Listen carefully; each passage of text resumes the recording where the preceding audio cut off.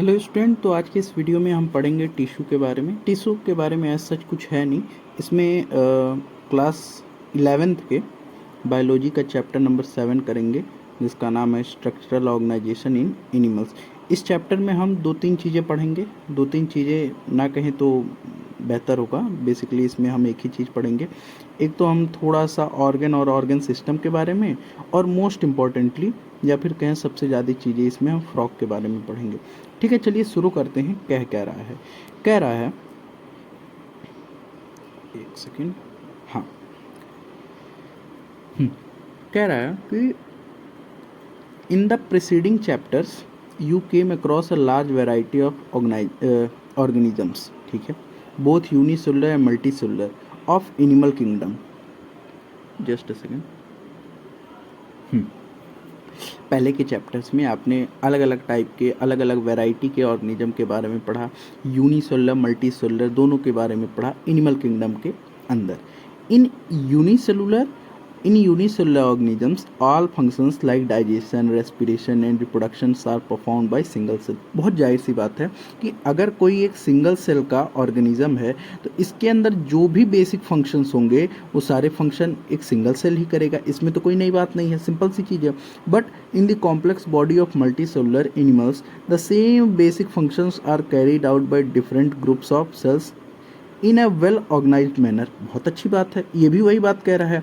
यानी कि complex organism के अंदर क्या होगा, कॉम्प्लेक्स ऑर्गेनिज्म के अंदर ऐसे समझ लीजिए कि आप पढ़े होंगे डिवीजन ऑफ लेबर। यानी कि जो काम होता है मल्टी सेलुलर के अंदर वो बटा हुआ होता है कि कुछ स्पेशलाइज सेल होते हैं जिनका कुछ काम होता है, कुछ और सेल्स होते हैं जिनका अलग अलग काम होता है। मतलब काम पूरी तरीके से बटा होता है, एक सेल के पास सारी जिम्मेदारियां नहीं होती हैं। ठीक है। The body of simple organisms like hydra is made up of different types of cells and the number of cells in each type can be in thousand। ठीक है, ये भी तो सिंपल ही बात है कि कोई सिंपल ऑर्गेनिज्म, जैसे मान लीजिए पहले इसने बात किया कि यूनिसेलुलर के बाद में आप आए मल्टीसेलुलर में सिंपल ऑर्गेनिजम्स। मल्टीसेलुलर में कौन से ऑर्गेनिज्म, सिंपल ऑर्गेनिज्म। कह रहा है कि Hydra is made up of different types of cell, अलग अलग टाइप के सेल होते हैं, ठीक। And the number of cells in each type can be 1000। तो इसमें तो कोई ऐसी बड़ी बात है ही नहीं है, वही सिंपल सी बात है जिसको घुमा फिरा के बार बार कह रहा है कि हाइड्रा जो होता है वो अलग अलग टाइप के सेल से बना होता है, अलग अलग टाइप के सेल के, और नंबर ऑफ सेल जो होते हैं वो हर एक टाइप में अलग अलग मे बी 1000। ये क्या रहा है, मैं आपको एक छोटा सा इमेज बना के बता देता हूँ। मान लीजिए आपके पास क्या है, हाइड्रा। ठीक है, तो हाइड्रा जो होता है वो डिफरेंट टाइप के सेल से बना है। मान लीजिए ये है टाइप 1, ये है टाइप 2, ठीक। अब इस टाइप 1 के अंदर 1000 सेल होंगे, इस टाइप 2 के अंदर 1000 सेल होंगे, मतलब नंबर ऑफ सेल डिफरेंट होंगे टाइप के अनुसार भी। यानी कि एक टाइप के पास थाउजेंड्स ऑफ सेल्स होंगे। फिर आगे क्या कह रहा है कि the human body is composed of billions of cells to perform various functions. ठीक बात है। How do these cells in the body work together. यानी कि कह रहा है कि अब human body billions of cell से बना है और अलग अलग फंक्शंस को परफॉर्म करने के लिए बना है, मतलब अलग अलग फंक्शन को परफॉर्म करता है, बिलियंस ऑफ सेल से बना हुआ है। How do these cells in the body work together. यानी कि ये सेल्स बॉडी के अंदर काम कैसे करते हैं। As you have already learned in your earlier classes, in multicellular animals a group of similar cells along with intercellular substance perform a specific function, such an organization is called tissue। यानी कि कैसे काम करता है ये कह रहा है कि जैसा कि आपने पहले पढ़ लिया है अर्लियर क्लासेस में कि मल्टी सेलुलर ऑर्गेनिज्म के अंदर ग्रुप ऑफ सिमिलर टाइप के सेल का group along with intercellular substance के साथ में कोई ग्रुप ऑफ सेल जब कोई एक स्पेसिफिक फंक्शन परफॉर्म करता है तो ऐसे ग्रुप को आप क्या बोलते हो, ऐसे ग्रुप को आप टिश्यू बोलते हो। ठीक बात है। आगे कह रहा है कि you may be surprise to know that all complex animals consist of only 4 basic type of tissue. यानी कि भाई टिश्यू तो बिलियंस में होते हैं, लेकिन सभी जो कॉम्प्लेक्स ऑर्गेनिज्म है वो 4 टाइप के ही टिश्यूज से बने हुए होते हैं, 4 टाइप के ही टिश्यूज होते हैं, ठीक। These tissues are organized in specific proportion and pattern to form an organ like stomach, lung, heart and kidney। ये क्या ही रहा है कि भाई कॉम्प्लेक्सिटी तो है, ऑर्गेनिज्म में कॉम्प्लेक्सिटी तो है, तो कॉम्प्लेक्सिटी के बेसिस पे आपका डिवीजन ऑफ लेबर है या फिर कई अलग अलग टाइप के सेल है। लेकिन ये कह रहा है कि जब ग्रुप ऑफ सिमिलर सेल होते हैं, यानी कि सिमिलर टाइप के सेल एक साथ मिलते हैं और कोई एक स्पेसिफिक फंक्शन परफॉर्म करते हैं, तो ऐसे ऑर्गेनाइजेशन को टिश्यू कहा जाता है। अब ये कह रहा है कि अब आप सरप्राइज होंगे कि कितने टाइप के टिश्यू होते हैं, 4 टाइप के टिश्यूज़ होते हैं। अब इन्हीं 4 टाइप के टिश्यूज़ के कलेक्शन से क्या बनता है, अलग अलग ऑर्गन्स बनते हैं, जैसे कहीं बन गया हार्ट, कहीं बन गया लंग, कहीं बन गया स्टोमक। तो अलग अलग जो भी ऑर्गन्स हैं बॉडी में कॉम्प्लेक्स ऑर्गेनिजम्स के, वो 4 टाइप के टिश्यूज से ही मिलके बने हुए हैं।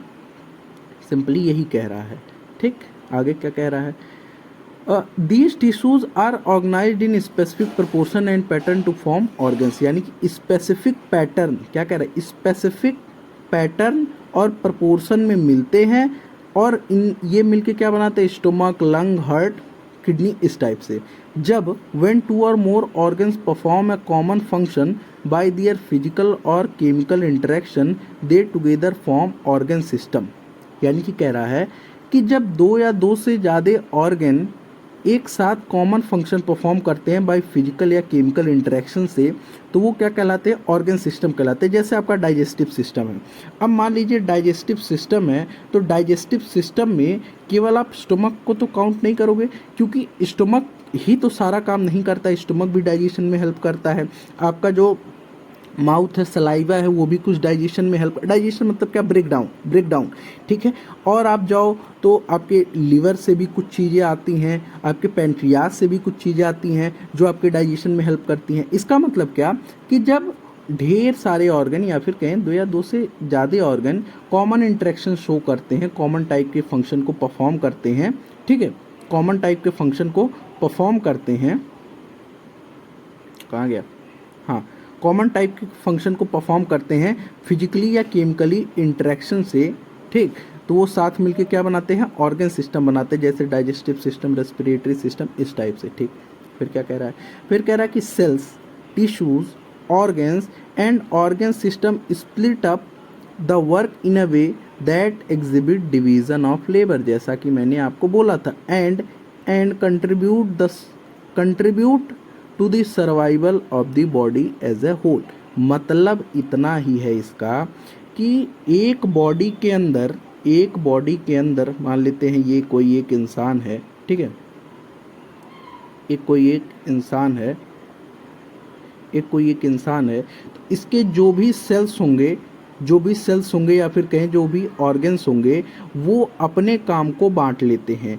काम को बांटने से क्या होता है, काम को बांट लेते हैं और जो कि हेल्प करता है ऑर्गेनिज्म के सर्वाइवल में, ठीक है, ऑर्गेनिज्म के सर्वाइवल में, जिसे आप क्या बोलते हो, डिवीजन ऑफ लेबर बोलते हो। यानी कि हार्ट का काम क्या है, ब्लड को पंप करना, ये काम स्टमक नहीं करता है, लेकिन स्टमक का काम क्या है, डाइजेशन करना, लेकिन इस डाइजेशन को आपका हार्ट नहीं करता है।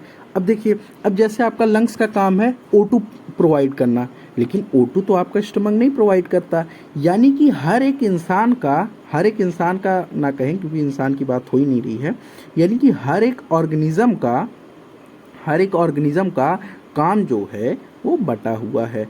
आगे चलते हैं, आगे कह रहा है organ and organ system. The basic tissues as you have learned in earlier classes organised to form organ which in turn associate to form organ system in the multicellular organism. Such an organisation is essential for more efficient and better coordinated activities of millions of cell constituting an organism. ठीक है, चलिए देखते हैं क्या कह रहा है, आगे भी देख लेते हैं। Organ in our body is made up of only one type of tissues, for example our heart consist of all 4 types of tissue, that is epithelial, connective, muscular and neural.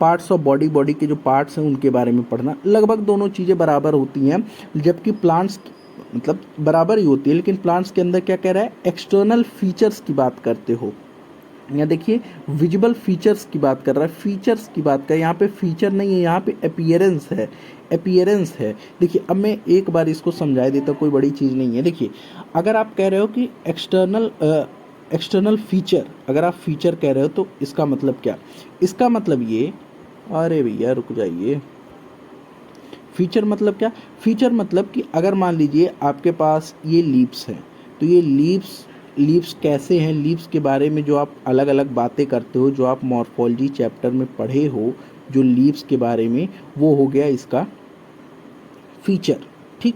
जबकि आपके एक्सटर्नल अपीयरेंस की बात कर रहे हो, तो external appearance मतलब क्या, कि ये ब्लैक है कि वाइट है, ठीक है, इस तरीके से, ठीक। तो ये कोई बड़ी चीज़ नहीं है, लगभग आप दोनों को सेम ही मान के काम कर सकते हो, ठीक। आगे चलते हैं। The word anatomy conventionally is used for the study of morphology of internal organs of animals, यानी कि जब आप इंटरनल ऑर्गन को पढ़ते हो तो वो हो गया आपकी एनाटॉमी, ठीक। You will learn the morphology and anatomy of frog representing vertebrates, vertebrates को ये रिप्रेजेंट करते हैं, उसके बारे में आप पढ़ोगे। चलिए भाई साहब, तो हम आ जाते हैं फ्रॉग पे। किस पे आते हैं, फ्रॉग पे आते हैं। बहुत ज़्यादा मोटा नहीं हो गया,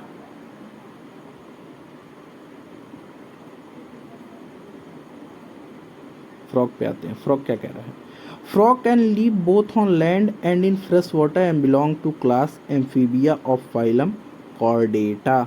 the most common species of frog found in India is Rana tigrina. तो देखिए आपके पहली दूसरी लाइन में ही आपके डेटा का भरमार दे दिया। कह रहा है कि frog can live both on land and fresh water, मतलब फ्रॉग फ्रेश वाटर और लैंड पे रहने वाला एनिमल है, और ये क्लास एम्फीबिया और फाइलम कॉर्डेटा से बिलोंग करता है। किस क्लास से, क्लास 11th नहीं है, क्लास एम्फीबिया और फाइलम कॉर्डेटा से बिलोंग करता है। ये लैंड पे भी रह सकता है और फ्रेश वाटर में भी रह सकता है। The most common species of frog found in India is Rana tigrina. आपके घरों में जो फ्रॉग रहता है उसको आप क्या बोलते हो, राना टिग्रीना, ठीक। इसमें जो सबसे इंपॉर्टेंट लाइंस हैं या फिर कहीं जिनसे क्वेश्चन आ सकते हैं वो यही हो सकता है, मतलब ये पूरी लाइन ही लगभग इंपॉर्टेंट है, ये पूरी लाइन ही लगभग इम्पॉर्टेंट है, क्योंकि इससे क्वेश्चन आ सकते हैं, ठीक, ठीक है, ठीक। आगे चलते हैं। They do not have a constant, क्यों कर रहे हो भाई ऐसा, they do not have a constant body temperature, that is their body temperature varies with the temperature of the environment. अच्छा, इसका मतलब क्या, इसका मतलब क्या, इसका मतलब ये है कि such animals are called cold blooded और थर्मल्स बोलते हैं या फिर पोइकिलियोथर्म्स बोलते हो, ठीक। You might also have notice that the changes in colour of the frog while they are in grass and on dry land, they have ability to change the color to hide them from their enemies, जिसे आप क्या बोलते हो, camouflage बोलते हो, ठीक। अच्छा, and this protective colouration is called mimicry. अच्छा, मैं आपको एक बात बताता हूँ, कौन सी बात, बहुत ज़रूरी बात, सुनिए। पहली चीज़ क्या, कि इनका कोई कांस्टेंट बॉडी टेम्परेचर नहीं होता है, दैट मीन्स ये कैसे होते हैं, ये अपने इन्वायरमेंट के अनुसार से अपने बॉडी के टेम्परेचर को वेरी करते हैं, इसलिए ये एनिमल्स कैसे कहलाते हैं, कोल्ड ब्लडेड एनिमल्स कहलाते हैं या फिर पोइकिलोथर्मल्स बोलते हैं। आप ये भी नोटिस किए होंगे, आप क्या नोटिस किए होंगे कि जो फ्रॉग होता है वो अपने कलर को चेंज करता है, जब वो ग्रास में रहता है और जब वो लैंड पे रहता है तो इन दोनों में दो कलर रहता है, यानी कि ग्रास में दूसरे कलर का रहेगा, लैंड पे दूसरे कलर का।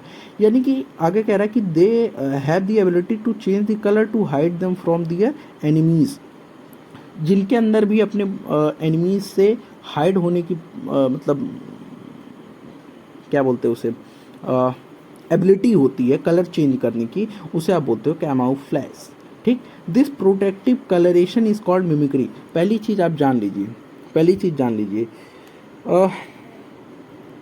प्रोटेक्टिव कलरेशन को आप मिमिक्री बोलते हो, ठीक, और अपने एनिमीज से हाइड होने के तरीके को आप बोलते हो कैमोफ्लेज, ठीक है। ठीक, एक बात और जान लीजिए, मुझे नहीं लगता कि ये दोनों ऑप्शन एक साथ देगा, क्योंकि कहीं ना कहीं इन दोनों का अर्थ सेम ही निकल रहा है एंड क्या बोलते हैं, सिनोनिम टाइप का है। ठीक, ये भी लाइन पूरी तरीके से इम्पोर्टेंट ही है। आगे क्या कह रहा है, आगे देखते हैं। आगे कह रहा है कि you may also know that the frog are not seen during peak summer and winter, यानी कि पीक समर और पीक विंटर में आप इन्हें नहीं देखते हो। During this period they take shelter in the deep burrows to protect them from extreme heat and cold. This is known as summer sleep that is aestivation and winter sleep that is hibernation. Simple सी चीज़ है कि चूंकि उनकी body क्या है, cold blooded है। Cold blooded है यानी कि इन्वायरमेंट के अनुसार उनका टेम्परेचर कम या ज़्यादा होता है, तो उनको कुछ ऐसी व्यवस्था करनी पड़ेगी जिससे उनके बॉडी का टेम्परेचर इतना मेंटेन रहे जिससे वो अपना लाइफ सर्वाइव कर सकें। तो इसके लिए वो क्या करते हैं, इसके लिए वो ठंडी और गर्मी में स्लीप लेते हैं। समर की स्लीप को बोलते हैं वो आप एस्टिवेशन, और विंटर की स्लीप को बोलते हो आप हाइबरनेशन। ठीक है, समर की स्लीप को क्या बोलते हो आप, एस्टिवेशन, और विंटर की स्लीप को बोलते हो एस्टिवेशन, नहीं हाइबरनेशन। ठीक है, आगे चलते हैं। चित्र देख के कुछ बातें कर लें, आइए कर लेते हैं। क्या कह रहा है कि ये देखिए, ये ट्रंक है यानी कि फ्रॉग का पीठ है, फ्रॉग का ये पीठ है, ये फ्रॉग का हेड है, ये फ्रॉग का आई है, फोर लिम्स है। फोर लिम्स मतलब क्या, आगे वाला हाथ। हाइंड लिम्स मतलब क्या, पीछे वाला हाथ। बहुत सिंपल सा चीज़ था, कोई बड़ी बात नहीं था इसमें। ठीक, चलिए आगे चलते हैं, मॉर्फोलॉजी के बारे में बात करते हैं। मॉर्फोलॉजी मतलब क्या, आप जो एक्सटर्नल स्ट्रक्चर जो देख के आप एक्सटर्नल अपीयरेंस से बातें करोगे उनके बारे में मॉर्फोलॉजी क्या होता है। अरे भैया क्यों कर रहे हो ऐसा, देखते हैं। Have you ever touch the skin of frog, बिल्कुल मैंने तो किया है, आपने नहीं किया, कोई बात नहीं, करिएगा जरूर। The skin is smooth and slippery due to presence of mucus, उनकी बॉडी पे म्यूकस प्रेजेंट होता है, इस वजह से उनकी जो स्किन होती है वो स्मूथ होती है एंड स्लिपरी होती है। Their skin is smooth and slippery due to presence of mucus. The skin is always maintained in a moist condition, skin हमेशा जो अपना मॉइस्ट कंडीशन रहता है वो मेंटेन रखता है। The colour of dorsal side of body is generally olive green with dark irregular spots. Dorsal side मतलब क्या, डॉर्सल साइड मतलब ये पीठ वाला साइड, यहाँ पे ये जनरली कैसा होता है, ऑलिव ग्रीन कलर का होता है विद इरेगुलर स्पॉट्स होते हैं और ऑलिव ग्रीन कलर का होता है। ऑन दी वेंट्रल साइड यानी कि पेट के side the skin is uniformly pale yellow, यानी कि हल्का येलो कलर का होता है उनका पेट। The frog never drinks water but absorb it through skin. अब ये अगर पूछ ले किस प्रोसेस से, तो ये आपके लिए प्रश्न है, आप इसको बताएंगे कि किस प्रोसेस से वो एब्जॉर्ब करता है अपनी स्किन से। ठीक, body of A frog is divisible into head and trunk. यहाँ पे देख सकते हैं कि इसकी बॉडी में एक सिर है और ये पूरा धड़ है, ये सिर है और ये पूरा धड़ है, तो दो पार्ट में डिविजिबल होता है, एक हेड और एक ट्रंक। यहाँ पे आप फिगर में देख सकते हैं। A neck and tail are absent, इसमें तो कोई ऐसी चीज़ नहीं है कि जो आपको नहीं पता होगा, क्योंकि नेक और टेल एब्सेंट होती है, जाहिर सी बात है। फिर क्या कह रहा है, एक सेकेंड, जस्ट अ सेकेंड।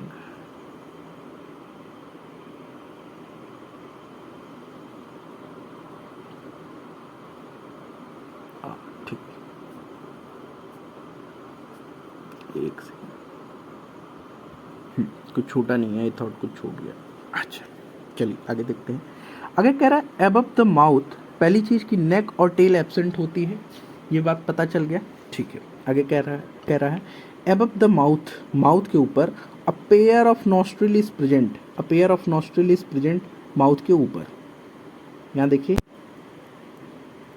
यहाँ पे देखिए, यहाँ पे क्या है, यहाँ पे माउथ है, यहाँ माउथ के ऊपर कहीं क्या होता है, अ pair of nostril is present. ठीक, आईज आर बल्ज्ड, आई क्या होते हैं, उभरे हुए होते हैं, बल्ज्ड होते हैं, बाहर निकले हुए होते हैं। जो आँख होती है वो कैसी होती है, वो बल्ज्ड होती है। ठीक है, eyes are bulged and covered by nictitating membrane that protects them while in water on either side of eyes A membranes tympanum year receive sound signals. अच्छा, दो चीज़ इसमें इंपॉर्टेंट है जिसको आपको जानना चाहिए, मतलब बहुत इंपॉर्टेंट है। पहली चीज़ है निक्टेटिंग मेम्ब्रेन। दूसरा चीज़ है टिम्पेनम। अगर ईयर की बात करें तो आप समझ जाओगे, लेकिन ईयर की ये बात करेगा नहीं, क्योंकि इन्हें आसान काम पसंद नहीं होता। आपके बुक को आसान शब्द लिखना पसंद नहीं है, वो डिफिकल्ट शब्द लिखेगा। निक्टेटिंग मेम्ब्रेन मतलब क्या, आपके आँख के आगे, आपके नहीं, फ्रॉग के आँख के आगे एक झिल्ली होती है। आप इसे क्या लिख लीजिए, झिल्ली, एक झिल्ली होती है, ठीक है। टिम्पेनम मतलब क्या, आप ऐसे बोल सकते हो कान होता है, और बेसिकली उनके पास कान होता नहीं है, एक छेद होता है, छेद के रास्ते से वो आवाज़ को सुनते हैं। ओके, आगे क्या कह रहा है, आगे कह रहा है, अच्छा ये झिल्ली किस लिए होती है, जिससे आंखों में पानी ना जाए, उनके आंख प्रोटेक्टेड रहें जब वो पानी में उतरे। On either side of eyes A membranes tympanum receives the sound signal, यानी कि टिम्पेनम होता तो है। अब एग्जाम में आ सकता है कि इस टिम्पेनम मेम्ब्रेनस और नॉन मेम्ब्रेनस, तो आपका आंसर होना चाहिए मेम्ब्रेनस, यानी कि टिम्पेनम जो होता है वो मेम्ब्रेनस होता है। The four limbs and hind limbs help in, आपके हाथ किस लिए हेल्प करते हैं, चलने के लिए, भोजन करने के लिए आपके हाथ, लेकिन इनके हाथ भोजन के लिए नहीं हेल्प करते। इसमें क्या कह रहा है, फोर लिम्स और हाइंड लिम्स किस किस चीज़ों में हेल्प करते हैं। पहला है swimming, walking, leaping and burrowing. इसमें से कोई ऐसी चीज़ नहीं है जो आपको नहीं पता होगा, ठीक है। आगे क्या कह रहा है, the hind limbs and in 5 digits. Hind limbs कहाँ है, हाइंड लिम्स देखिए यहाँ है, ये नीचे वाला हाथ, नीचे वाला, या फिर कहें पाँव जो है, इनका पाँव जो होता है उसमें 5 उंगलियां होती हैं, 5 डिजिट। जबकि फोर लिम्स में क्या होता है, 4। अब आप याद कैसे कर सकते हो कि 4 मतलब 4, 4 मतलब 4, ठीक है। अच्छा, आगे क्या कह रहा है, hind limbs and in 5 digits, they have a larger and a muscular four limbs that ends in 4 digits. जो 4 लिम्स होते हैं वो बड़े बड़े क्या होते हैं, बड़े मस्कुलर होते हैं और लार्जर होते हैं। किस लिए, किस लिए, अच्छा अभी आगे बात करते हैं। हाइंड लिम्स, सुनिए हौच पौच हो रहा है, सुनिए। The hind limbs and in 5 digit, 5 digit में एंड होते हैं। दे आर लार्जर, बड़े होते हैं, मस्कुलर होते हैं देन 4 लिम्स। 4 लिम्स के मुकाबले जो हाइंड लिम्स होते हैं वो मस्कुलर होते हैं, और कुछ जगहों पे इन्हें खाया भी जाता है, ये बात ध्यान रखिएगा, ठीक। आगे चलते हैं। दैट एंड इन 4 डिजिट्स, यानी 4 limb 4 digit, hind limbs 5 digit. Feet have webbed digits that help in swimming. Feet मतलब क्या, फीट मतलब हाइंड लिम्स की बात कर रहा है। हाइंड लिम्स वेब्ड होती हैं, वेब्ड ऐसे ऐसे कुछ होती है, मान लीजिए आप ऐसे ऐसे ऐसे ऐसे बोल सकते हो, ठीक है, इस तरीके से। तो क्या होता है, ये स्विमिंग में हेल्प करता है, चप्पू जैसे चलाने में, ठीक। Frogs exhibit, frog exhibit sexual dimorphism, sexual dimorphism. Male frogs can be distinguished by the presence of sound producing vocal sac and also a copulatory pad on the first digits of 4 limb which are absent in female frog. ये बहुत important line हो सकती है, क्योंकि इससे questions पूछे जा सकते हैं। क्या, देखिए पहली चीज़ कह रहा है कि ये तो आप समझ गए कि वेब्ड डिजिट होती है जो कि स्विमिंग में हेल्प करता है। जो अगला इंपॉर्टेंट है कि frogs exhibit sexual dimorphism. Dimorphism मतलब क्या, मॉर्फोलॉजी। अब आप डाइमॉर्फिज्म अगर नहीं समझ पा रहे हैं तो आप ऐसे समझिए, मॉर्फोलॉजी मतलब क्या, एक्सटर्नल अपीयरेंस। डाई मतलब 2। आप बाहर से देख के फ्रॉग को ये डिसाइड कर सकते हो कि ये मेल फ्रॉग है या फीमेल फ्रॉग है, ठीक। कैसे, कैसे कर सकते हो, आप ऐसे कर सकते हो कि जो आपका मेल फ्रॉग होगा उसके पास क्या होगा, sound producing vocal sac, sound producing vocal sac होगा किसके पास, किसके पास, मेल, मेल के पास। और उसके पास एक चीज और होगा, क्या, कॉपुलेटरी पैड्स, किसमें, फर्स्ट डिजिट ऑफ 4 लिम्स, यानी कि जो ऊपर वाला हाथ है उनके फर्स्ट लिम्ब में, पहले या फिर बोले पहले उंगली के पास, या फिर क्या पहले उंगली में क्या होता है, कॉपुलेटरी पैड्स होते हैं जो कि फीमेल फ्रॉग के अंदर एब्सेंट होते हैं। इसलिए आप सेक्सुअली डाइमॉर्फिज्म शो करते हैं, यानी कि आप सेक्सुअली उनको पहचान सकते हो कि वो मेल फ्रॉग है या फिर फीमेल फ्रॉग। अगर फीमेल होगा तो उसके पास कॉपुलेटरी पैड और फर्स्ट डिजिट में जो कॉपुलेटरी पैड है वो एब्सेंट होगा और जो वोकल सैक है वो एब्सेंट होगा। अगली बात करते हैं हम एनाटॉमी की। The body cavity of frogs accommodate The body cavity of frog accommodate different organ systems such as digestive, circulatory, respiratory, nervous, excretory, reproductive system with well developed structures and function। यानी कि जो frog होते हैं उनके पास well developed type के क्या क्या होते हैं, डाइजेस्टिव, सर्कुलेटरी, रेस्पिरेटरी, नर्वस, यानी कि सारे सिस्टम उनके पास प्रेजेंट होते हैं, कॉम्प्लेक्स होते हैं और वेल डेवलप होते हैं। ठीक, आगे अब ये डाइजेस्टिव सिस्टम की बात कर रहा है। कह रहा है कि the digestive system consist of alimentary canal and digestive gland. बहुत जाहिर सी बात है कि एलिमेंट्री कैनाल होगा जिसके रास्ते से भोजन ट्रेवल करेगा और डाइजेस्टिव ग्लैंड्स होंगे जो कि डाइजेशन कराने में हेल्प करेंगे। The alimentary canal is short because of frog is carnivore. Simple सी बात याद रखिएगा, जिनका भी एलिमेंट्री कैनाल या फिर फूड का जो ट्रैक है वो शॉर्ट हो, दैट मीन्स क्या कि वो कार्निवोर्स होते हैं। अच्छा, and hence the length of intestine is reduce, इसलिए लेंथ ऑफ इंटेस्टाइन का भी लेंथ छोटा होता है।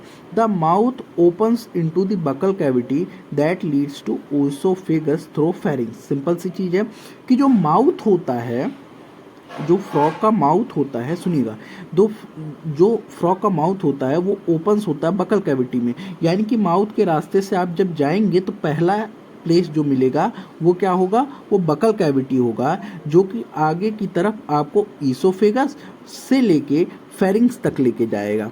ठीक, यानी कि सबसे पहले क्या होगा, सबसे पहले होगा आपका माउथ के बाद में होगा बकल कैविटी, बकल मतलब दांत वाला, फिर वहाँ से होगा ईसोफेगस, फिर वहाँ से होगा फेरिंग्स। इसमें कोई नई बात नहीं है। ठीक है, आगे चलते हैं। Oesophagus is short tube that opens into stomach, which in turn continue as intestine, rectum and finally opens outside the cloaca। cloaca is what? cloaca is external या फिर कहें excretory organ of frog। cloaca is excretory organ of frog। और क्या बोल रहा है कि oesophagus जो होता है वो छोटा ट्यूब होता है जो कि स्टमक में खुलता है और ये आगे कंटिन्यू करता है इंटेस्टाइन तक, रेक्टम तक, जो कि फाइनली ओपन होता है क्लोएका की तरफ। यानी कि आप ऐसे समझ सकते हैं, यहाँ देखिए फिगर तो बना ही होगा, एक सेकेंड देखिए, कार्टून जैसा फिगर बना है लेकिन समझना आपको इसी से है। ठीक है, देखिए ये है आपका, कहाँ गया भैया, ये है आपका फ्रॉग का ईसोफेगस। यहाँ से आप लीड करते हुए क्या करेंगे, छोटा सा ईसोफेगस से स्टमक में जाएंगे और स्टमक से आप इंटेस्टाइन में जाएंगे, जो कि इंटेस्टाइन भी बहुत छोटा है। इंटेस्टाइन से आप रेक्टम में आए, फिर यहाँ पे क्लोएकल अपर्चर है और यहाँ से ये आपका एक्सक्रीटरी प्रोडक्ट बाहर चला जाएगा। ठीक है, आगे चलते हैं। अब ये बात कर रहा है किसके बारे में, देखिए कह रहा है कि अब ये डाइजेस्टिव ग्लैंड्स के बारे में आगे बात कर रहा है कि liver secretes bile that is stored in the gall bladder. Simple सी चीज़, इंपॉर्टेंट चीज़ कि लीवर क्या सिक्रीट कर रहा है, बाइल सिक्रीट कर रहा है, सबके में यही करता है, बाइल सिक्रीट कर रहा है, जो कि कहाँ स्टोर हो रहा है, गॉल ब्लैडर में। गॉल ब्लैडर में क्या हो रहा है, बाइल स्टोर हो रहा है, टर्म याद रखिएगा। चलिए तो कंटिन्यू करते हैं अपने लेक्चर को। हम थे लीवर के ऊपर, लीवर की बात कर रहे थे कि liver secretes bile that is stored in the gall bladder, pancreas and digestive gland produces pancreatic juices. ठीक है, और एक चीज़ और यहीं देख लीजिए क्या कह रहा है कि liver secretes bile that is stored in gall bladder. ये तो क्लियर हो गया कि लीवर बाइल सिक्रीट करता है जो कि गॉल ब्लैडर में स्टोर होता है, क्या होता है, स्टोर होता है। ठीक, ये बात। और कह रहा है कि पैनक्रियाज भी इनके अंदर प्रेजेंट होता है, जो कि एक क्या है, एक डाइजेस्टिव ग्लैंड है जिसका काम होता है पैनक्रियाटिक जूसेस को प्रोड्यूस करना। और पैनक्रियाटिक जूसेस के अंदर क्या होते हैं, डाइजेस्टिव एंजाइम्स होते हैं। डाइजेस्टिव एंजाइम होते हैं किसके अंदर, पैनक्रियाटिक जूसेस के अंदर। फिर क्या कह रहा है एक सेकेंड। फिर कह रहा है कि food is captured by the bilobed tongue. अब ये डाइजेशन से सीधे आ जा रहा है कि आप कैसे भोजन लेते हो। आप मीन्स फ्रॉग। फूड जो होता है वो फ्रॉग के अंदर बाइलोब टंग के द्वारा जाता है। क्या यहाँ पे बाइलोब टंग का कोई स्ट्रक्चर दिया हुआ है?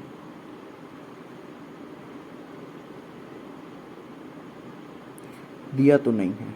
आप ऐसे जान लीजिए कि जो फ्रॉग होता है उसके पास बाइलोब टंग होता है, कुछ इस प्रकार का टंग होता है। ठीक है, बाइलोब टंग होता है किसके अंदर?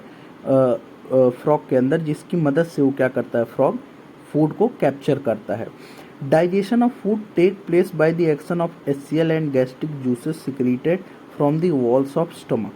ये कह रहा है कि जैसे आपके ह्यूमंस के अंदर जो डाइजेशन होता है वो माउथ से स्टार्ट होता है, जबकि फ्रॉग के अंदर डाइजेशन कहाँ से स्टार्ट हो रहा है, कहाँ से शुरू हो रहा है? जब उसके ऊपर HCl वर्क कर रहा है।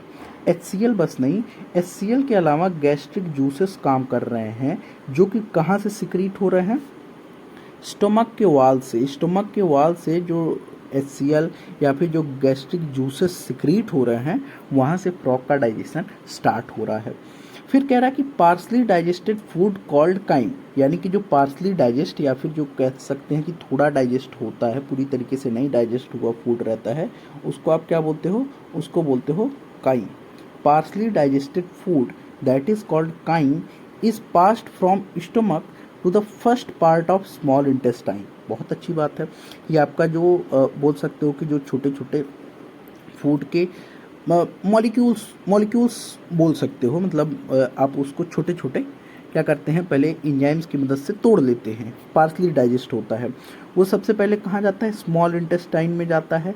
स्मॉल इंटेस्टाइन के कौन से पार्ट में? ड्यूडेनम में। काइम जो होता है वो कहाँ जाता है? सबसे पहले ड्यूडेनम में। ठीक है, ड्यूडेनम क्या है? Small part of intestine. The duodenum receives bile from gallbladder and pancreatic juice from pancreas through a common bile duct। Simple सी चीज़ है कि जो आपका डाइजेस्टेड आधा पचा हुआ खाना जो था वो सबसे पहले ड्यूडेनम में जाता है, जो कि स्मॉल इंटेस्टाइन का पार्ट है। अब स्मॉल इंटेस्टाइन जो होता है वो गाल ब्लैडर से बाइल को रिसीव करता है और पैनक्रियाटिक जूस को पैनक्रियास से रिसीव करता है। और इन दोनों को रिसीव करने के लिए एक कॉमन बाइल डक्ट होता है, यानी कि ये जो बाइल डक्ट होता है इसी के अंदर आपका पैनक्रियाज का भी सिक्रीशन आता है और गाल ब्लैडर यानी कि बाइल का भी सिक्रीशन आता है। ठीक है, बाइल को सिक्रीट कौन करता है? लीवर सिक्रीट करता है, जिसके बारे में आपने यहाँ आगे पढ़ा था। यहाँ देखिए भाई हैंग क्यों कर रहा है? यहाँ देखिए लीवर सिक्रीट्स बाइल, जो कि गाल ब्लैडर स्टोर करता है। ठीक है, आगे चलते हैं। फिर क्या कह रहा है? Bile emulsifies fat and pancreatic juices digest carbohydrates and proteins. अब आपको इसमें क्या जानना चाहिए या फिर कहें क्या ज़रूरी है सबसे ज़्यादा जानना? इसमें सबसे ज़्यादा जानने जरूरी की बात अगर बात करें तो आपको पता होना चाहिए या फिर कहें आपको पता करना पड़ेगा अगर नहीं पता है, कि बाइल जो होता है वो फैट के ऊपर काम करता है। ठीक, बाइल क्या किसके ऊपर काम करता है? फैट के ऊपर, पहली चीज़। दूसरी चीज़ क्या है? यहाँ देखिए, यहाँ क्या था? बाइल इमल्सिफाइज फैट और पैनक्रियाटिक जूस जो होता है वो कार्बोहाइड्रेट और प्रोटीन पे काम करता है। यानी कि जो आपका पैनक्रियाटिक जूस है वो किस पे काम करता है? वो काम करता है कार्बोहाइड्रेट प्लस एक चीज़ और क्या है? प्रोटीन। इन दो जगहों पे कौन काम करता है? आपका पैनक्रियाटिक जूस। आगे कह रहा है कि final digestion take place in the intestine के अंदर जो फाइनल डाइजेशन होता है वो टेक प्लेस करता है। Digested food is absorbed by the numerous finger like folds in the inner wall of intestine called villi and microvilli. फिर क्या कह रहा है कि फाइनल डाइजेशन आपका इंटेस्टाइन में होता है, और जो डाइजेस्टेड फूड होता है वो अलग अलग finger like projection, finger like folds के द्वारा एब्जॉर्ब किए जाते हैं। यहाँ देखिए finger like folds in the inner wall of intestine, जिसे आप विलाई या माइक्रोविलाई कहते हो, विलाई और microvilli. The undigested solid waste moves into the rectum and passes out through cloaca. Cloaca is the excretory organ of frog. ठीक है, आगे चलते हैं, आगे क्या कह रहा है। यहाँ पे हो जाता है आपका डाइजेशन का बात खत्म। अब बात आ जाता है रेस्पिरेशन का। रेस्पिरेशन में क्या कह रहा है, रेस्पिरेशन में क्या कह रहा है कि frogs respire on land and in water bye 2 different methods. यानी कि रेस्पिरेशन, चूँकि ये पानी में भी रहते हैं, ज़मीन पे भी रहते हैं, तो इनके रेस्पिरेशन के 2 मेथड होते हैं, एक लैंड के लिए अलग और वाटर के लिए अलग। In water skin acts as aquatic respiratory organ, जिसके पास क्या होता है, क्यूटेनियस रेस्पिरेशन होता है। क्यूटेनियस रेस्पिरेशन यानी कि जो फ्रॉग की स्किन होती है वो रेस्पिरेशन का काम करती है, और कैसा रेस्पिरेशन होता है, क्यूटेनियस रेस्पिरेशन होता है। ठीक, क्यूटेनियस रेस्पिरेशन। आगे क्या कह रहा है, dissolve oxygen in the water is exchange through the skin bye diffusion. यानी कि जो ऑक्सीजन होता है वो कहाँ से आता है, वाटर से आता है, डिजॉल्व ऑक्सीजन से। डिजॉल्व ऑक्सीजन इन वाटर, वहाँ से ऑक्सीजन ये लेते हैं डिफ्यूजन के द्वारा। फिर कह रहा है कि ऑन लैंड के ऊपर क्या होता है, on land the buccal cavity skin and lungs act as respiratory organs. ठीक है, लैंड के ऊपर ये सिस्टम होता है। The respiration by lungs is called pulmonary respiration. सबका रेस्पिरेशन जिनका लंग्स के द्वारा होता है वो पल्मनरी रेस्पिरेशन ही कहलाता है। The lungs are a pair of elongated pink coloured sac like structure present in the upper part of trunk region that is thorax. ये थोड़ा सा इंपॉर्टेंट है, आप इसको समझिए। क्या कह रहा है, ये कह ये रहा है कि पल्मनरी रेस्पिरेशन होता है, ठीक, अच्छी बात है। फिर कह रहा है ये लंग्स के बारे में, the lungs are a pair of elongated pink coloured sac like structure, बोरे जैसा स्ट्रक्चर होता है, present in the upper part of trunk जो होता है फ्रॉग का ये वाला हिस्सा, ये जो ट्रंक वाला हिस्सा होता है, ये वाला हिस्सा, ये ट्रंक वाले हिस्से में जो होता है आपको क्या पाया जाता है, लंग्स पाया जाता है। ठीक, जिसे क्या बोलते हो, अपर पार्ट को थोरैक्स बोलते हो। Air enters through the nostril into the buccal cavity and then to the lungs. ठीक है, बहुत सिंपल सी चीज़ है। अच्छा, आगे क्या कह रहा है, during aestivation and hibernation gaseous exchange take place through skin. यानी कि आपका जो पानी होता है और ज़मीन के अंदर जब होते हैं, बरों में होते हैं, एस्टिवेशन और हाइबरनेशन के टाइम पे, इन सभी टाइम पे जो एक्सचेंज होता है वो किसके द्वारा होता है, स्किन के द्वारा होता है। ठीक, फिर क्या कर रहा है, the vascular system of frog is well developed close type का वेस्कुलर सिस्टम होता है। Frog have a lymphatic system also. The blood vascular system involves heart, blood vessels and blood. The lymphatic system consists of lymph channels and lymph nodes. Heart is muscular structure situated in the upper part of body cavity. यहाँ पे था upper part of trunk, जिसे thorax बोलते हो। thorax में आपका lungs होता है, जबकि upper part of body cavity में आपका heart होता है। It has 3 chambers, यानी कि जो frog का heart होता है उसके पास 3 चेम्बर होता है, 2 atria and 1 ventricle, एक ventricle 2 atria, and is covered by A membrane called pericardium. A triangular structure called sinus venosus joins the right atrium. ये जरूरी चीज़ है कि एक ट्राइंगुलर स्ट्रक्चर जिसे आप साइनस वेनोसस बोलते हो, एक ट्राइंगुलर स्ट्रक्चर, क्या कह रहा है यहाँ देखिए, क्या कह रहा है कि अ ट्राइंगुलर जिसे आप साइनस वेनोसस कहते हो, joins the right atrium. It receives blood through the major veins called vena cava.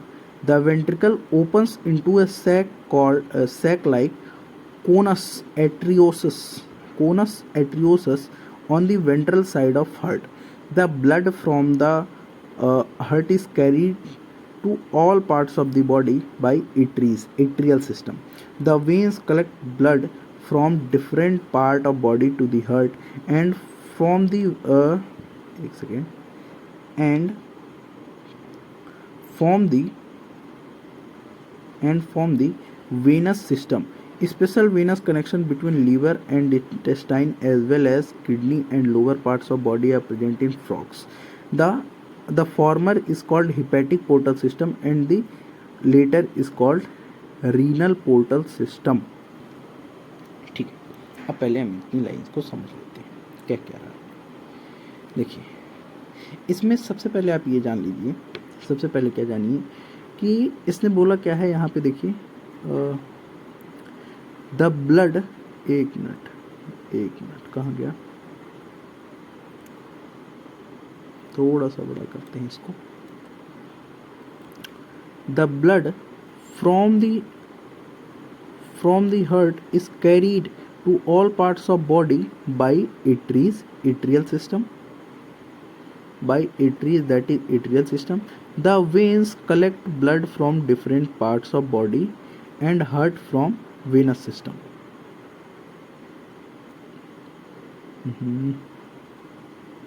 मैं आपको समझा रहा हूँ, आप मुझे समय दे थोड़ा सा। देखिए क्या कह रहा है। पहले दो इम्पॉर्टेंट चीज़ जानिए कि जो हार्ट होता है किसका फ्रॉग का, वो होता है 3 चैम्बर्ड। कैसा होता है? 3 चैम्बर्ड होता है, 3 चैम्बर्ड। ठीक, इसको हम मान लीजिए बोल देते हैं आपका वेंट्रिकल।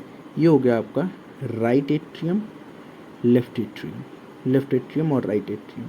अब कह रहा है कि blood from the heart is carry to all parts of the body by arteries, यानी कि जो एट्रियल सिस्टम होता है ये वाला सिस्टम, ये पूरी बॉडी से हार्ट से पूरी बॉडी में ब्लड लेके जाता है। ये एट्रियल सिस्टम, राइट एट्री और लेफ्ट एट्री। ठीक। The veins collect the blood from the different parts of body to the heart from the venous system, यानी कि जो वेनस सिस्टम है ये वाला सिस्टम, ये सभी बॉडी के पार्ट से ब्लड रिसीव करता है और ये सभी बॉडी पार्ट तक ब्लड पहुंचाता है, ये ब्लड डिस्ट्रीब्यूट करता है। अब मैं समझाता हूँ आपको। देखिए, जो ब्लड हार्ट के पास आता है वो डीऑक्सीजनेटेड होता है, यानी कि प्योर ब्लड नहीं होता, आप उसे इम्प्योर और प्योर के नाम से बोलते हो। वो कैसा होता है? वो होता है डीऑक्सीजनेटेड ब्लड। लेकिन जो ब्लड यहाँ से जाता है वो होता है आपका ऑक्सीजनेटेड ब्लड। सिंपल सी चीज़, 3 chambered heart, right atrium, left atrium, एक वेंट्रिकल का काम है पूरी बॉडी से ब्लड को लेना, जबकि आपके एट्रीज का काम है पूरी बॉडी में ब्लड को ट्रांसफ़र करना। ठीक है, इतनी चीज़ें आप समझ गए। अब कह रहा है 2 atria and 1 ventricle is covered by A membrane called pericardium. Pericardium से क्या होता है? ये कवर्ड होते हैं, ये पेरिकार्डियम से कवर होते हैं। फिर क्या कह रहा है? A triangular structure called sinus venosus joins the right atrium. Right atrium को एक ट्राइंगुलर शेप, अरे भैया क्यों ऐसा कर रहे हो? एक ट्रायंगुलर शेप, यानी कि आप बोल सकते हो कुछ ऐसा, एक ट्रायंगुलर शेप राइट एट्रियम को ज्वाइन करता है।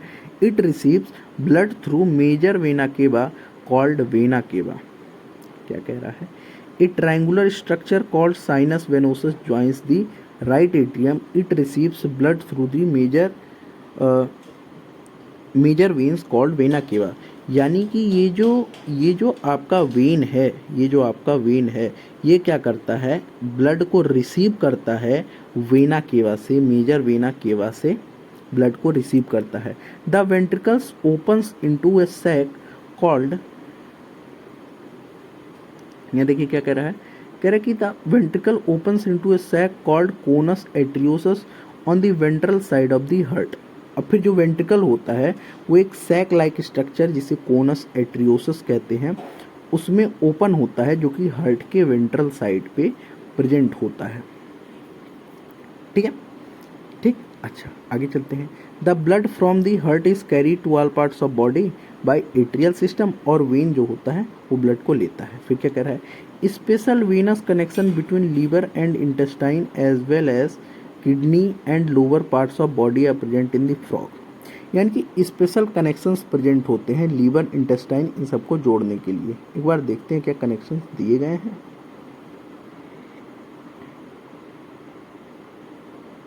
नहीं दिए गए हैं।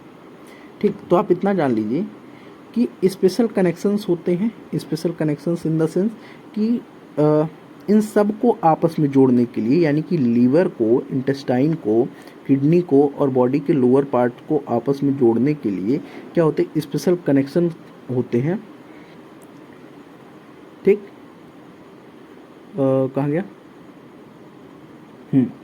The former is called hepatic portal system and later is called renal portal system। ठीक है। The blood is composed of plasma and cells. अब ये ब्लड के बारे में बात कर रहा है। ब्लड किससे बना होता है, ब्लड जो होता है फ्रॉग का वो प्लाज्मा और सेल से बना हुआ होता है। The blood cells are RBC and erythrocytes, और इरेथ्रोसाइट डब्ल्यूबीसी और ल्यूकोसाइट्स। ठीक, and platelets. RBCs are nucleated and contains red colored pigments namely hemoglobin. The lymph is different from blood, it lacks few proteins and RBCs। ठीक है। The blood carries nutrient, gaseous and water to the respective sites during the circulation. The circulation of blood is achieved by the pumping action of muscular heart। ठीक, ठीक है, समझते हैं क्या कह रहे हैं। देखिए,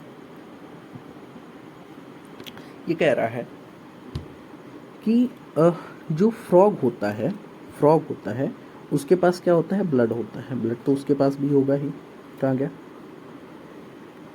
और जो ब्लड होता है वो दो चीज़ से बना होता है फ्रॉग का, एक है प्लाज्मा, एक है सेल्स, प्लाज्मा एंड सेल्स। ठीक है। और जो ब्लड सेल्स होते हैं, ब्लड सेल्स, प्लाज्मा की बात नहीं कर रहा, ब्लड सेल्स, ये आरबीसी जिसे आप इरेथ्रोसाइट्स बोलते हो, डब्ल्यूबीसी जिसे आप ल्यूकोसाइट्स बोलते हो, और प्लेटिलेट्स, इन तीन चीज़ों से बना हुआ होता है। आरबीसी, डब्ल्यूबीसी और प्लेटिलेट्स प्लाज्मा एंड सेल होते हैं। सेल आरबीसी, डब्ल्यूबीसी और प्लेटिलेट्स से बने हुए होते हैं। ठीक, और जो आरबीसी होता है वो न्यूक्लिएटेड होता है, न्यूक्लियस प्रेजेंट होता है, और इनके पास रेड कलर का पिगमेंट प्रेजेंट होता है जिसे आप हीमोग्लोबिन बोलते हो। ठीक, लिम्फ जो होता है वो ब्लड से डिफरेंट होता है, इसके पास कुछ प्रोटीन्स और आरबीसी मौजूद नहीं होते हैं। जो ब्लड होता है वो न्यूट्रिएंट को, गैसेस को और वाटर को उसके रेस्पेक्टिव साइड तक पहुंचाता है सर्कुलेशन के दौरान। The circulation of blood is achieved by the pumping action of muscular heart. जाहिर सी बात है कि pumping action of heart muscular heart के पंपिंग एक्शन के द्वारा जो सर्कुलेशन का प्रोसेस होता है वो कंप्लीट किया जाता है। ठीक है, ठीक, आगे चलते हैं। अब आप आ गए एक्सक्रीटरी सिस्टम में। देखिए क्या कह रहा है एक्सक्रीटरी सिस्टम में भी। देखिए,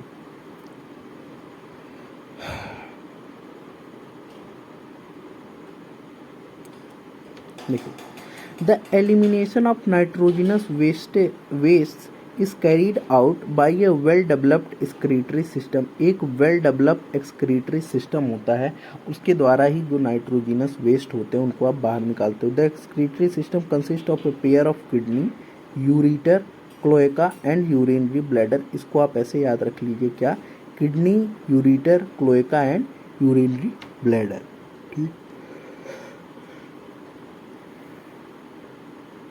ठीक है, आगे क्या कह रहा है, दीज आर कॉम्पैक्ट होते हैं, dark red and bean like structure situated. Compact होते हैं, डार्क होते हैं और रेड बीन लाइक स्ट्रक्चर होते हैं, situated a little posteriorly of the body cavity on the both side of vertebral column. ठीक है, ये पीठ के साइड पे, ये जो पीठ वाली साइड है फ्रॉग की, यहाँ पे दोनों साइड यानी कि एक इधर एक उधर, दोनों तरफ क्या होता है, इस पीठ वाली साइड में क्या होता है, मौजूद होता है। Each kidney is composed of several structural and functional units called uriniferous tubules और नेफ्रॉन्स। ये तो आपके अंदर भी होते हैं, आपके अंदर भी होते हैं। देखिए, आप अगर उसको अपने से जोड़ के देखोगे तो आपको समझने में आसानी होगी। क्या कह रहा है कि जो भी किडनी होती है, दोनों किडनी होती है, उनके पास कुछ स्ट्रक्चर्स होते हैं, फंक्शनल यूनिट होते हैं, जिससे आप बोलते हैं यूरिनीफेरस ट्यूब्यूल्स या फिर नेफ्रॉन्स। टू यूरिटर, क्या कह रहा है, two ureter emerges from the kidney in the male frog. The ureter act as a urinogenital duct which opens into a cloaca. In females the ureter and, female को हम रोकते हैं।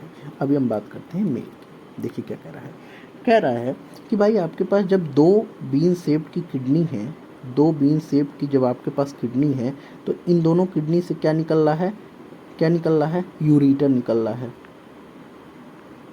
Ureter निकल रहा है। ठीक, क्या कह रहा है, यहाँ कह रहा है कि दो यूरिटर किडनी से निकलती है मेल फ्रॉग के अंदर, और जो यूरिटर होता है वो यूरिनोजेनाइटल एक्ट के रूप में वर्क करता है, जो कि क्लोएका के अंदर ओपन होता है। यूरिनोजेनाइटल बोला, ये केवल यूरिन के लिए नहीं होता है, जेनाइटल भी शब्द दिया है। जेनाइटल शब्द मीन्स व्हाट, जेनाइटल मतलब मेल गैमीट को भी लेके जाता है। मेल गैमीट यानी कि जो फ्रॉग का स्पर्म होता है उनको भी लेके ये चलता है। ठीक, और ये कहाँ ओपन होता है, क्लोएका में। इन फीमेल्स, फीमेल की बात कर रहा है, the ureter and oviduct open separately in the cloaca. बहुत अच्छी बात कह रहा है। यहाँ देखिए, हम फिगर देख ही लेते हैं। यहाँ देखिए, यहाँ क्या कह रहा है, यहाँ पे कह रहा है कि जैसे यहाँ पे आपका क्या है, आपका है किडनी, किडनी, ये किडनी है। ठीक, ठीक, यहाँ देखिए, यहाँ पे ये समझाया है, ये आपका किडनी है, और इस किडनी के जस्ट ऊपर देखिए आपका टेस्टिस अवेलेबल है। ठीक, अब ये जो टेस्टिस होता है, ये अपने जो भी सिक्रीशन है उसको इस यूरिटर में सेंड कर देता है, और इस यूरिटर के रास्ते से क्लोएका में ये पहुंच जाता है। ठीक, अब ये जो किडनी है, यहाँ देख रहे हैं आप किडनी, ये भी सेम काम करता है, यानी कि जो ये टेस्टिस है और किडनी है, इन दोनों का जो सिक्रीशन है, वो दोनों सिक्रीशन किसके द्वारा ट्रेवल होता है, यूरिटर के द्वारा ट्रेवल होता है। यानी कि यूरिटर किस रूप में काम करता है, यूरिनोजेनाइटल डक्ट के रूप में। जबकि हम जब फीमेल की यहाँ बात करते हैं, फीमेल की बात करते हैं, तो यहाँ देखिए फीमेल के पास ये किडनी है ना, फीमेल के पास किडनी है, तो फीमेल की जो किडनी से यूरिटर निकल रहा है वो डायरेक्टली आके क्लोएका में मिल रहा है। और यहाँ पे जो ओवेरी है, जो यहाँ पे ओवेरी है, इसका जो सिक्रीशन है वो अलग तरीके से आके आपके यूरिटर में मिल रहा है। यानी कि आपको क्या समझना है कि ureter act as urinogenital duct in the males, जबकि फीमेल्स की बात आती है तो oviduct and kidney have two different structures. ठीक है, आगे हम बात करते हैं जहाँ पे फीमेल की बात किया है। कह रहा है कि फीमेल्स के अंदर oviduct open separately into the cloaca, यानी कि क्लोएका में ओविडक्ट अलग तरीके से ओपन होता है। The thin walled urinary bladder is present ventral to the rectum which also opens into the cloaca. क्या कह रहा है देखिए, फीमेल्स के अंदर तो आप समझ गए कि जो क्या बोलते हैं, जो ओविडक्ट का होता है, ओवा होता है, वो एक अपने अलग रास्ते से, अलग व्यवस्था से ओपन होता है क्लोएका के अंदर, लेकिन मेल के अंदर यूरिनोजेनाइटल डक्ट के रूप में वर्क करता है। अब क्या कह रहा है कि a thin walled urinary bladder is present ventral to the rectum which also opens in the cloaca. एक थिन वॉल्ड यूरिनरी ब्लैडर जो होता है वो रेक्टम के वेंट्रल साइड पे प्रेजेंट होता है, जो कि क्लोएका में ओपन होता है। तो हम देख ही लेते हैं, कहाँ गया, यहाँ देखिए, यहाँ पे है आपका यूरिनरी ब्लैडर, जो कि क्लोएका के पोस्टीरियर, क्या बोलते हैं, पोस्टीरियर शब्द दिया गया है, क्या दिया गया है यहाँ, यहाँ देख लेते हैं हम, वेंट्रल दिया हुआ है, वेंट्रल दिया हुआ है, वेंट्रल साइड में प्रेजेंट होता है और ये भी जाके क्लोएका में ओपन होता है। यानी कि जो क्लोएका है वहाँ पे आपका क्या क्या आ रहा है, वहाँ पे तो आपका आ रहा है पहले गैमीट और फिर क्या आ रहा है, फिर आ रहा है आपका यूरिन, तीसरा क्या आ रहा है, यूरिनरी ब्लैडर। ये दो चीज़ें, तीन चीज़ें जो हैं वो क्लोएका में आके ओपन हो रही हैं। अभी तक हमने इतनी चीज़ें पढ़ी हैं। The frog excretes urea and thus is ureotelic. Excretory wastes are carried by blood into the kidney where it is separated and excreted. बहुत सिंपल सी बात है, excreted. The system for control and coordination is highly evolved in the frog. It includes both neural system and endocrine system. अब आप यहाँ पे आ गए nervous system पे, अब खत्म हो गया excretory system.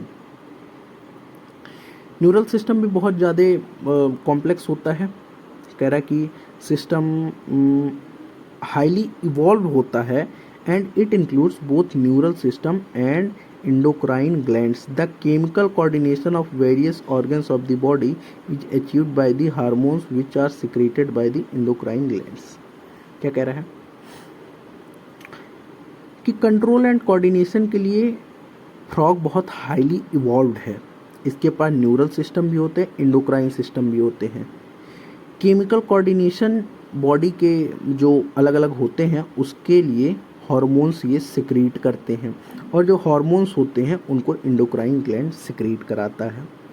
The prominent endocrine gland found in frog is pituitary, thyroid, parathyroid, thymus, pineal, pancreatic, islet, adrenal and gonads. इस टाइप के कुछ एंडोक्राइन ग्लैंड्स के बारे में बात किया गया है जो कि फ्रॉग के अंदर पाया जाता है। ठीक। The nervous system is organised into central nervous system जिसके अंदर ब्रेन और स्पाइनल कॉर्ड आता है। अ पेरिफेरल नर्वस सिस्टम जिसे क्रेनियल और स्पाइनल नर्व्स बोलते हैं and an autonomous nervous system जिसके अंदर सिंपैथेटिक एंड पैरासिम्पैथेटिक आता है।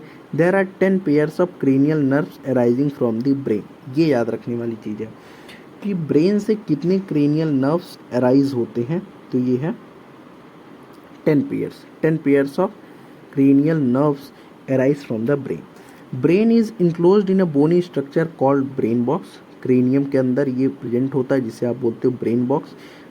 मैंने कुछ रिकॉर्डिंग करी थी, वो क्या बोलते हैं कट हो गया, तो चलिए फिर से हम स्टार्ट कर रहे हैं वहीं से जहाँ से छूट गया, जहाँ से डिलीट हो गया है।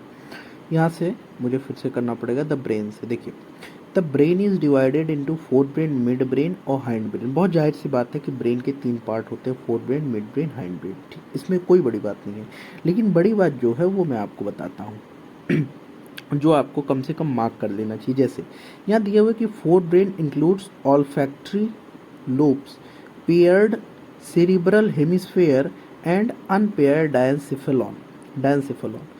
अब ये क्या कह रहा है, अब इसका मतलब ये है कि इसमें कुछ समझने वाला नहीं है। ये आपको सीधे एक डेटा दिया हुआ है जो कि आपको याद करना पड़ेगा कि फोर ब्रेन के अंदर क्या क्या आता है। ठीक, कि फोर ब्रेन के अंदर क्या क्या आता है। तो अब आपको ये चीज़ याद करना पड़ेगा क्योंकि आपको क्वेश्चन दे सकता है कि जैसे बोल सकता है mark incorrect about fore brain. अब आपको ऑप्शन में मान लीजिए दे दे ऑल्फैक्टरी, दूसरा दे दे सेरिब्रल हेमिस्फेयर और तीसरा दे दे डायंसेफेलॉन और चौथा दे दे ऑप्टिक लोब। तो यहाँ देख सकते हैं कि ऑप्टिक लोब जो है वो मिड ब्रेन का पार्ट है, जबकि olfactory lobes, paired cerebral hemisphere और डायंसेफेलॉन जो है वो फोर ब्रेन का पार्ट है, यानी कि जो इनकरेक्ट है वो ऑप्टिक लोब है। ठीक है, तो मेरा कहने का मतलब सिर्फ इतना है कि जो आपके डेटा दिए हुए हैं, डेटा अगर आप नहीं तैयार करेंगे तो आपके क्वेश्चन गलत होंगे। आपको ये डेटा याद करना पड़ेगा कि आपके फोर ब्रेन में क्या क्या आता है। ठीक, आपके फोर ब्रेन में क्या क्या आता है। ठीक है। आगे कह रहा है कि आपका जो मिड ब्रेन है मिड ब्रेन, अब मिड ब्रेन में क्या क्या आता है? मिड ब्रेन में आता है pair of optic lobes, optic lobe का एक पेयर आता है किसके अंदर? मिड ब्रेन के अंदर। जबकि आपका जो हाइंड ब्रेन है उसके अंदर क्या आता है? सेरिबलम और मेडुला ऑब्लंगेटा, सेरिबलम और मेडुला ऑब्लंगेटा किसके अंदर आता है? हाइंड ब्रेन के अंदर आता है। फिर अब आगे कह रहा है कि द मेडुला ऑब्लंगेटा, यानी कि ये मेडुला ऑब्लंगेटा हाइंड ब्रेन वाला बात कर रहा है। The medulla oblongata passes out through the foramen magnum and continues into spinal cord which is enclosed in the vertebral column। तो आपको अगर फोरामेन मैग्नम के बारे में नहीं दिया हुआ है तो आपको नहीं जानना है, आपको सिर्फ इतना जानना है कि मेडुला ऑब्लंगेटा जो कि हैंड ब्रेन का पार्ट है, फोरामेन मैग्नम ब्रेन में ही होता है, ठीक है, ब्रेन में ही होता है। अब ऐसे जान लीजिए कि आपका जो हैंड ब्रेन के अंदर मेडुला ऑब्लंगेटा होता है वो फोरामेन मैग्नम के रास्ते से स्पाइनल कॉर्ड और स्पाइनल कॉर्ड के रास्ते से क्या करता है? वर्टिब्रल कॉलम तक जाता है। बात समझ आ गई होगी? ठीक है, ये भी इम्पोर्टेंट पॉइंट है, आप इसको मतलब मार्क कर लीजिए। क्या कह रहा है? कह रहा है कि आपका जो मेडुला ऑब्लंगेटा है वो pass out through foramen magnum और वहाँ से स्पाइनल कॉर्ड, जिसके बाद में फिर वर्टिब्रल कॉलम तक पहुँचेगा। फिर क्या कह रहा है? कह रहा है कि फ्रॉग के पास अलग अलग टाइप के सेंस ऑर्गन्स भी होते हैं, अलग अलग टाइप के।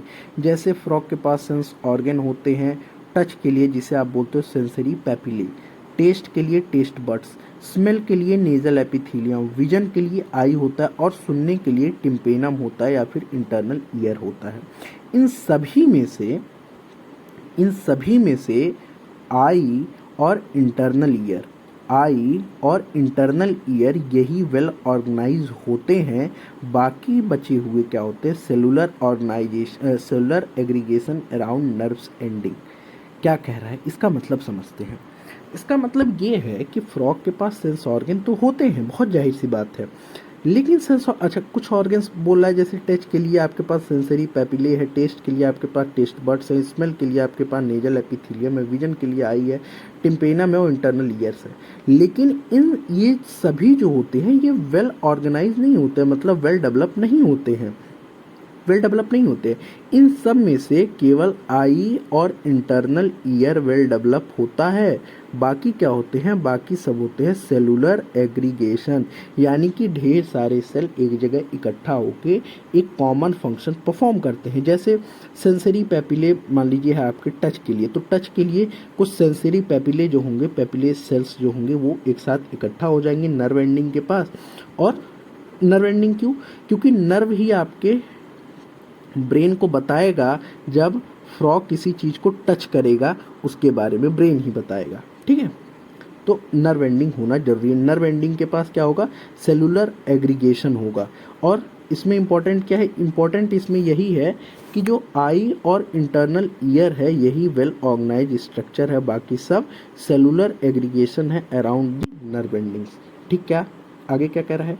कह रहा है कि eyes in a frog, frog के जो आईज होते हैं are a pair of spherical structure situated in the orbit in skull. Skull के अंदर ऐसे ये उभरा सा स्ट्रक्चर होता है, इसी के अंदर आईज पाए जाते हैं, ठीक। They are simple eyes posing only one unit. अच्छा, सिंपल आई कंपाउंड आई आपने पढ़ा है, एक ज़माने में टॉपिक हुआ करता था कॉकरोच। कॉकरोच के पास क्या होता था? कंपाउंड आई। कॉकरोच के पास क्या होता था? कंपाउंड आई। कंपाउंड आई मतलब क्या? कि उसकी जो आंखें होती थी वो एक चित्र को कई भागों में, कई पार्ट में तोड़ देती थी, यानी कि अगर आपका फोटो देख लिया उसने तो ऐसे ऐसे पार्ट में तोड़ देगा। अब इस पार्ट को फिर जोड़ के आपकी शक्ल ऐसे बनाएगा, थोड़ा सुंदर बनाते हैं, ठीक है। आपका शक्ल जोड़ के वो बनाएगा आपका शक्ल। कोई और कलर लेते हैं, हाँ ये बनेगा। अब यहाँ पे आपका शक्ल बनाएगा, ये क्या होगा? ये हो गया आपका कंपाउंड आई। जबकि सिंपल आई क्या होता है? सिंपल आई होता है भाई साहब कि सिंपल आई आपका शक्ल है उसको जैसे तैसे बना दिया, यानी कि एक ही यूनिट में बनाता है। जैसे आप देखते हो, आप चीज़ों को तोड़ के नहीं देखते, आप सीधे सीधे देखते हो। ठीक है, ये तो टाइम पास था, ऐसे ही थोड़ा सा मजे ले लिए। ठीक है, चलते हैं आगे। क्या कह रहा है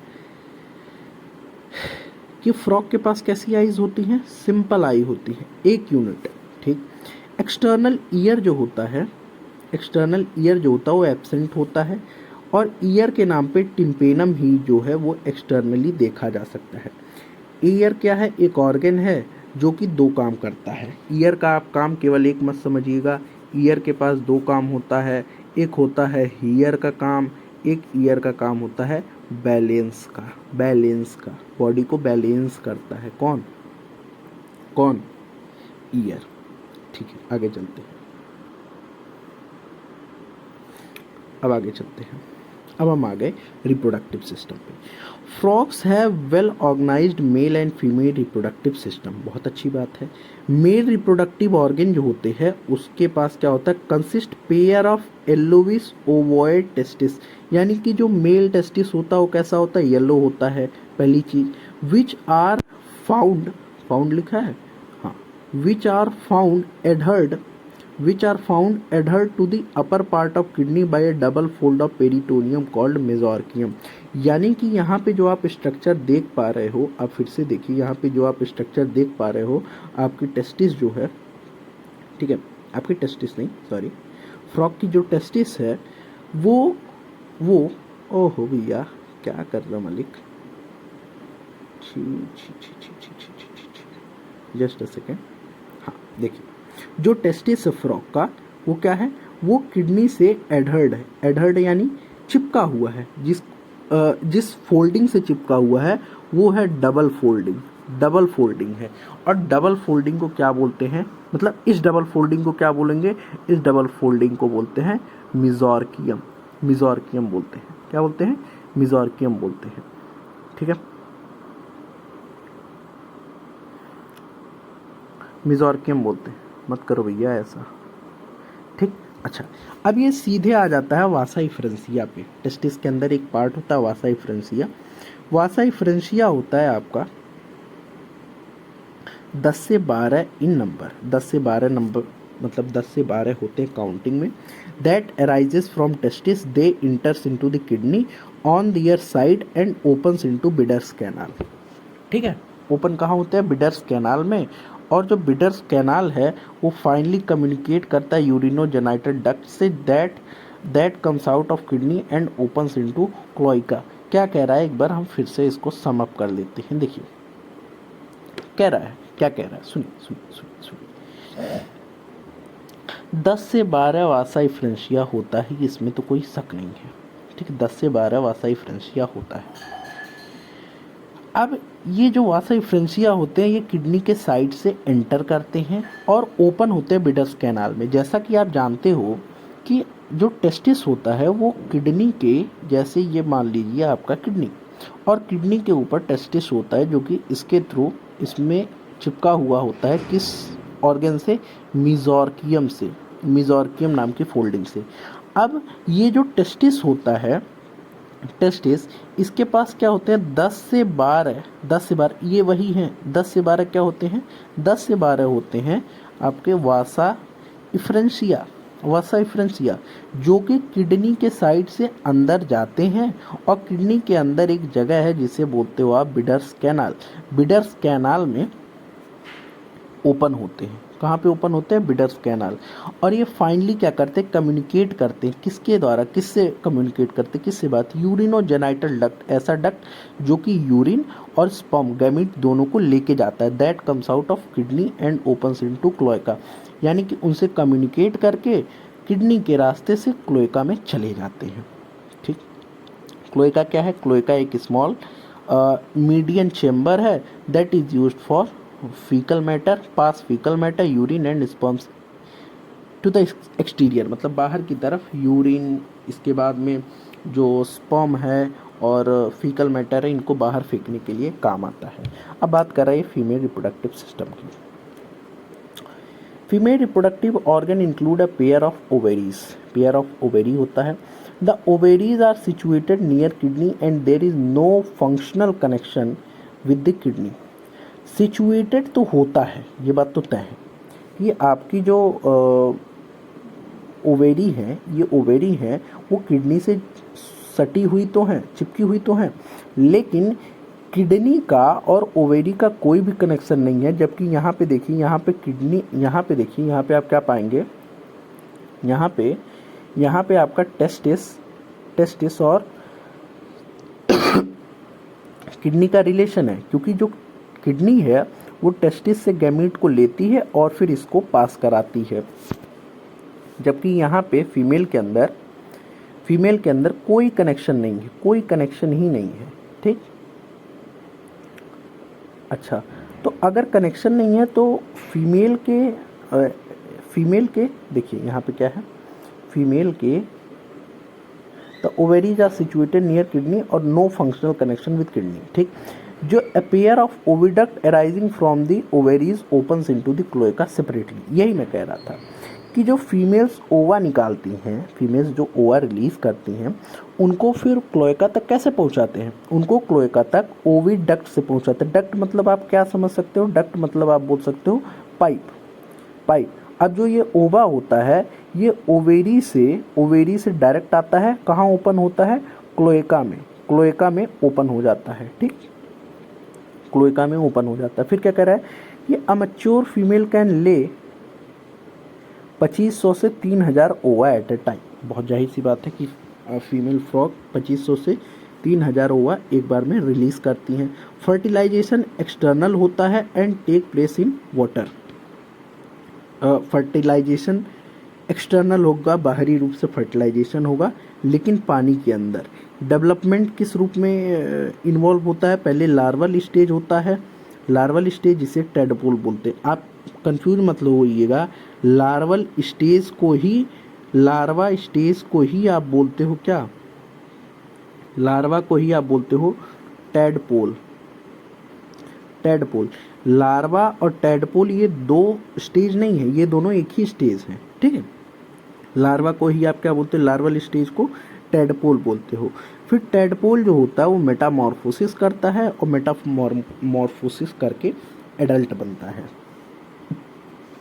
फिर यहाँ पे कुछ बेनिफिट्स के बारे में बात किया गया है, फ्रॉग की। क्या कह रहा है कि frogs are beneficial for mankind because they eat insects and protect the crop. जाहिर सी बात है कि क्रॉप को बचाते हैं और इंसेक्ट को खाते हैं। Frogs maintain ecological balance because they serve as an important link food chain and food web in the ecosystem. ये काम करते हैं, एक लिंक के रूप में काम करते हैं फूड चेन और फूड वेब के बीच में। In some countries the muscular leg of frog used as food by man. ठीक है, देखिए ये जो इकोलॉजिकल बैलेंस जो यहाँ पे इम्पॉर्टेंट फूड चेन और फूड वेब के बारे में बात कर रहा है, इसके बारे में आप क्लास 12th में पढ़ोगे जब आप इकोलॉजी वाले सेक्शन में जाओगे तब। ठीक है, अब हम थोड़ा सा समरी को देख लेते हैं जल्दी जल्दी और फिर अंततः इस चैप्टर को ख़त्म करेंगे। क्या कह रहा है, कह रहा है कि cells, tissues, organs and organ systems split up the work in a way that ensures the survival of the body as a whole and exhibit division of labour. यानी कि सेल, टिश्यू, ऑर्गन सिस्टम अपने काम को इस तरीके से तोड़ते, इस तरीके से बांटते हैं, ठीक है, कि डिवीज़न ऑफ लेबर रहता है। यानी कि डिवीज़न ऑफ लेबर के तहत सारे काम को बांट लेते हैं जिससे कि बॉडी सर्वाइव करती है। A tissue is defined as, a tissue कहाँ गया भैया, a tissue is defined as group of cells along with intercellular substance performing one or more functions in the body. ठीक है, ये टिश्यू के बारे में कह रहा है। फिर कह रहा है epithelia R sheet like tissue lining the body surface and it's cavities, ducts and tube. Epithelia have one free surface facing body fluid and outside environment. अब देखिए आपके चैप्टर में एपिथेलिया के बारे में कुछ नहीं बताया गया, लेकिन आपकी समरी में बताया गया है, ध्यान दीजिएगा, इंपॉर्टेंट है। क्या कह रहा है कि epithelia R sheet like tissue, sheet like tissue होते हैं lining the body surface and the cavities, ducts and tubes. Epithelia have one free surface facing the body fluid और द आउटसाइड इन्वायरमेंट। ठीक, Their cells are structurally and functionally connected at junctions. ठीक है, हे भगवान। ठीक, देखते हैं आगे क्या कह रहा है। अब इतना ही। The Indian bullfrog Rana tigrina is common frog found in India. Body is covered by skin. ठीक, body is covered by skin. Mucus gland are present in the skin which is highly vascularized and helps in respiration in water and in land. ठीक है। Body is divisible into head and trunk. A muscular tongue is present which is bilobed at the tip and is used for capturing prey. जैसा कि मैंने आपको बताया था, इस तरीके का क्या होता है, टंग होता है किसका, फ्रॉग का। ठीक, आगे चलते हैं। The alimentary canal consist of oesophagus, stomach, intestine and rectum, जो कि ओपन कहाँ होता है, क्लोएका में। क्लोएका क्या है, एक्सक्रीटरी ऑर्गन है। ठीक है, यहाँ दिया है which opens into cloaca. The main digestive gland are liver and pancreas. Liver का क्या काम था, लीवर जो था वो फैट को इमल्सिफाई कर रहा था, जबकि पेनक्रियास क्या कर रहा था, पेनक्रियास जो था वो कार्बोहाइड्रेट और प्रोटीन को तोड़ने का काम कर रहा था। ठीक, आगे चलते हैं। It can respire in water through skin, through lungs on land. Water में स्किन के थ्रू और लंग्स के थ्रू लैंड पे। अच्छा, जब बरों में होते हैं तब भी ये स्किन के थ्रू ही रेस्पायर करते हैं। फिर कह रहा है circulatory system is closed with single circulation. Single circulation होता है।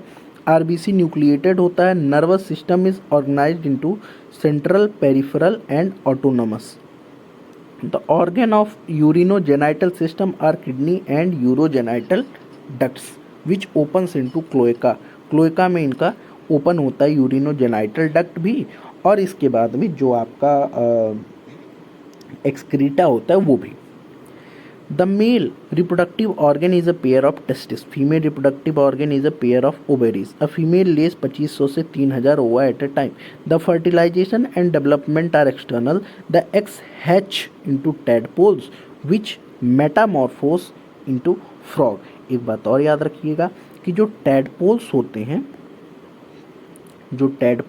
हैं, इन्हीं को आप क्या बोलते हो, इन्हीं को आप बोलते हो लार्वा। ठीक है, तो अब इस वीडियो को हम ख़त्म कर रहे हैं क्योंकि आपका फ्रॉग का टॉपिक जो है वो हो गया है समाप्त। अब इसी के साथ बहुत बहुत धन्यवाद। ठीक है, बहुत बहुत धन्यवाद। थैंक यू भैया कि आप यहाँ तक वीडियो को देखिए।